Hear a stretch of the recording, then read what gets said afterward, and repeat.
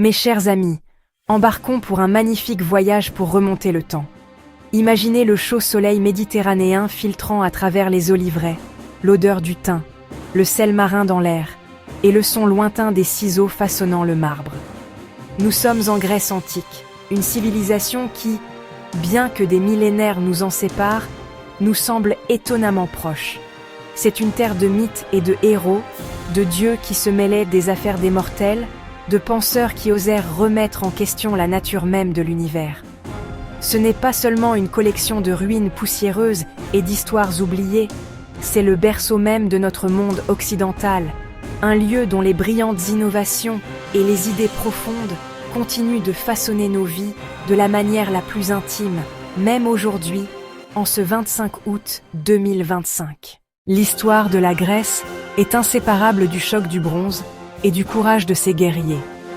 La survie même de leurs idées révolutionnaires dépendait de leur capacité à les défendre.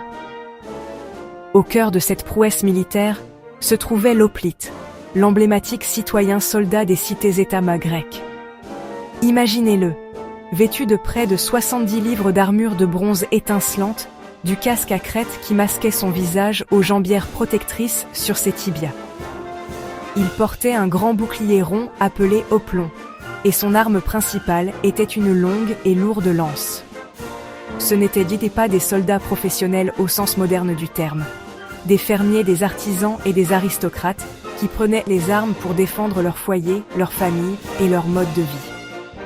Leur force ne résidait pas seulement dans leur équipement, mais dans leur devoir civique commun.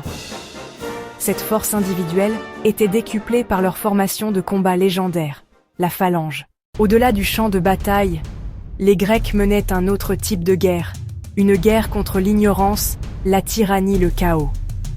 Leur victoire la plus durable fut l'invention de la démocratie. Démocratia, le pouvoir par le peuple. À Athènes, les citoyens reçurent le pouvoir de se gouverner eux-mêmes.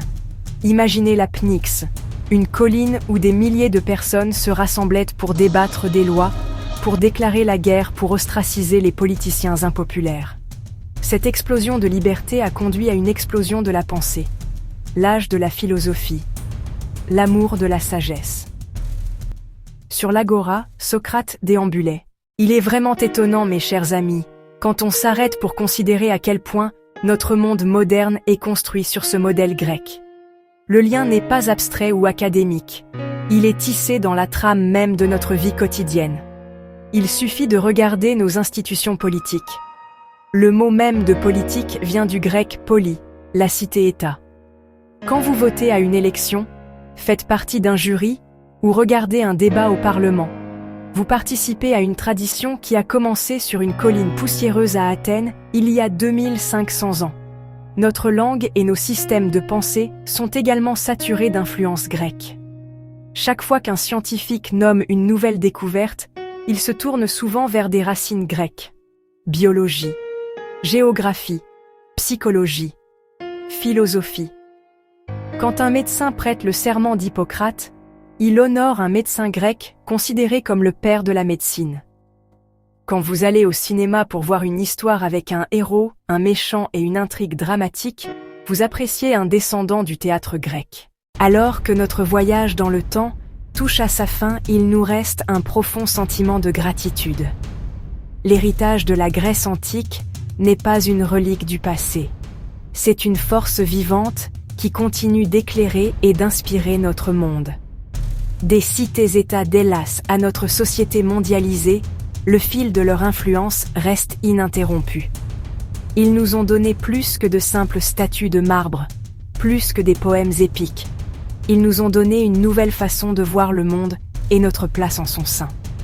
Leur société était bâtie sur le dos des esclaves, leur célèbre démocratie excluait les femmes et les étrangers.